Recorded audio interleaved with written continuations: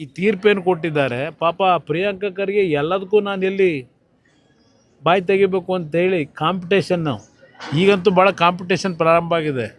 JDS ಪಕ್ಷನ ಯಾವ ರೀತಿ ಬೈದು ಓಲೈಸ್ಕೋಬೇಕು ಸರ್ಕಾರದಲ್ಲಿ ಅಂತೇಳಿ ಪಾಪ ಭಾಳ ಕಷ್ಟಪಟ್ಟು ಮಾಡಲಿ ಆ ಕೆಲಸನ, ಚೆನ್ನಾಗೇ ಬೈಲಿ.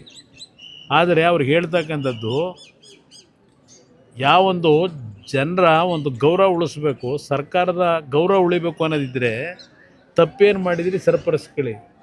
ಆ ಖರ್ಗೆ ಅವ್ರಿಗೆ ಹೇಳ್ತೀನಿ, ಪ್ರಿಯಾಂಕಾ ಖರ್ಗೆ ಅವರಿಗೆ, ಖರ್ಗೆ ಅವರು ಅಂದ್ರೆ ಮಲ್ಲಿಕಾರ್ಜುನ ಖರ್ಗೆ ಅವರಲ್ಲ, ಪ್ರಿಯಾಂಕಾ ಖರ್ಗೆಗೆ ಇದೇನೋ ನೆನ್ನೆ ಅದು ಬೆಂಗಳೂರು ಮೈಸೂರಿನ ಇನ್ಫ್ರಾಸ್ಟ್ರಕ್ಚರ್ ಕಾರಿಡಾರ್ದು ಟೋಲ್ ಕಲೆಕ್ಟ್ ಮಾಡ್ತಾ ಇದ್ದಾರೆ ಅಲ್ಲಿ ಬೆಂಗಳೂರು ಸುತ್ತಮುತ್ತ, ಅದು ನ್ಯಾಷನಲ್ ಹೈವೇಗೆ ಸೇರ್ತದೆ ಅಂತ ಹೇಳವ್ರೆ.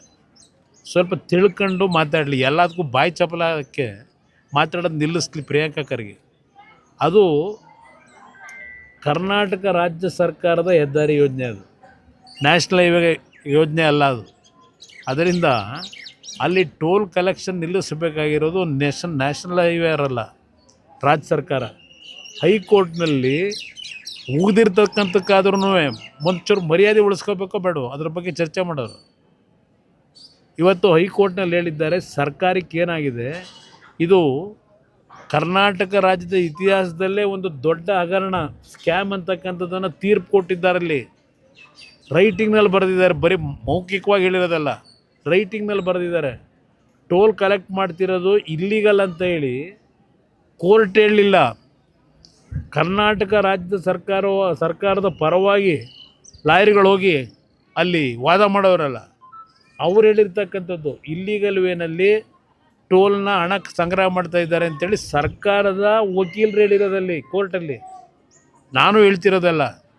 ಈಗ ಸರ್ಕಾರ ಕೆಲಸ ಮಾಡಬೇಕಾದ್ರೆ ಅದಕ್ಕೆ ಬೆಂಬಲ ಕೊಟ್ಟಿದ್ದಾಗ ಯಾರೋ ಮಂತ್ರಿಗೆ ಹೊಸ್ದಾಗಿ ಒಬ್ಬ ನನ್ನ ಬೈಯಕ್ಕೆ ಇಟ್ಕೊಂಡವ್ರಲ್ಲ, ಈಗ ಒಂದು 2-3 ಜನ ಇಟ್ಕೊಂಡವ್ರು. ಈಗ ಅವ್ರು ಕ್ಯಾಬಿನೆಟ್ಲಿ ಕೆಲಸ ಮಾಡೋಕ್ಕಲ್ಲ, ಲೂಟಿ ಹೊಡೆಯೋದು, ನಾನು ಬೈಯೋದು, ಈ ಕೆಲಸಕ್ಕೆ ಒಂದು ಟೀಮ್ ಇಟ್ಕೊಂಡ್ಬಿಟ್ಟವ್ರೀಗ. ಇಟ್ಕೊಳ್ಳಿ, ಸಂತೋಷ, ಚೆನ್ನಾಗೇ ಬೈಲಿ. ವಿರೋಧ ಪಕ್ಷದಲ್ಲಿ ನಾವು ಬೈಸ್ಕೊಳ್ಳೋಕ್ಕೆ ಇರೋದು. ಇಲ್ಲಿ ಅವ್ರಿಗೆ ಹೇಳ್ತಕ್ಕಂಥದ್ದು ಯಾವ ಒಂದು ಇಲ್ಲಿಗಲ್ಲಾಗಿ ಕಲೆಕ್ಷನ್ ಮಾಡಲಿಕ್ಕೆ ಈ ಸರ್ಕಾರಗಳು ಬಿಟ್ಟವ್ರೆ, ಇವ್ರ ಕೈಲಿ ಆಗಲಿಲ್ಲ. ಅದಕ್ಕೆ ನಾಡಿನ ಜನತೆಗೆ ಹೇಳಿದ್ದೇನೆ, ಟೋಲ್ ಕಟ್ಟಬೇಡಿ. ಇದು ಕಾನೂನು ಬಾಹಿರವಾಗಿ ಹಗಲು ಮಾಡ್ತಾ ಇರ್ತಕ್ಕಂಥ ಕೆಲಸ. ಕೋರ್ಟಲ್ಲೇ ಹೇಳಿದ್ದಾರೆ, ಇಲ್ಲಿಗಲ್ಲಾಗಿ ಈಗಾಗಲೇ ಸುಮಾರು 2,000 ಕೋಟಿ ಕಲೆಕ್ಷನ್ ಮಾಡವ್ರೆ. ಆಮೇಲೆ ಅದ್ರ ಬಗ್ಗೆ ನಾನು ಮಾತಾಡಿರೋದಕ್ಕೆ ಟೀಕೆ ಮಾಡೋರಿಗೆ ಹೇಳ್ತೀನಿ, ನಿಮ್ಮ ಜಯಚಂದ್ರ ಅವರ ಗ್ರಂಥ ಬಿಡುಗಡೆ ಮಾಡಿಸಿದ್ರಲ್ಲ 2017ರಲ್ಲಿ, ಸದನ ಸಮಿತಿ ಅಧ್ಯಕ್ಷರು ಮಾಡಿ, ಲಾ ಮಿನಿಸ್ಟ್ರು, ಅವ್ರು ಕೊಟ್ಟಿರೋದು ವರದಿ ಸ್ವಲ್ಪ ಓದ್ರಪ್ಪ, ಏಕೆಂದರೆ ದುಡ್ಡು ಹೊಡೆಯೋಕ್ಕೆ ನಿಮಗೆ ಟೈಮ್ ಇಲ್ಲ. ಇವತ್ತು ನಿಮಗೆ ಅದು ಓದೋಕ್ಕೆ ಎಲ್ಲಿ ತಾಳ್ಮೆ ಎಲ್ಲಿದೆ, ಸಮಯ ಎಲ್ಲಿದೆ ನಿಮಗೆ? ಅದನ್ನು ಓದಿ ನಂತರ ದೇವೇಗೌಡರ ಬಗ್ಗೆ ಆಗಲಿ, ನನ್ನ ಬಗ್ಗೆ ಆಗಲಿ, ನನ್ನ ಪಕ್ಷದ ಬಗ್ಗೆ ಆಗಲಿ ಟೀಕೆ ಮಾಡಿ. ಕರ್ನಾಟಕ ನ್ಯೂಸ್ ಬೀಟ್ ಫಾಲೋ ಮಾಡಿ, ಸಬ್ಸ್ಕ್ರೈಬ್ ಮಾಡಿ.